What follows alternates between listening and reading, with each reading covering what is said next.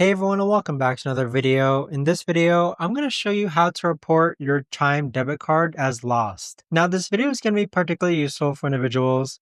Let's say that you want to go ahead and report your Chime debit card as lost. How do you actually go ahead about doing so? Now this video is going to be short, sweet, and simple guys. There's not going to be a lot of steps involved. Now in order to do this, what you're first going to do is log on to the Chime app. Next, go ahead and click on Profile on the bottom right hand corner. Next, scroll down and then click on Cards, Manage Virtual and Physical Cards.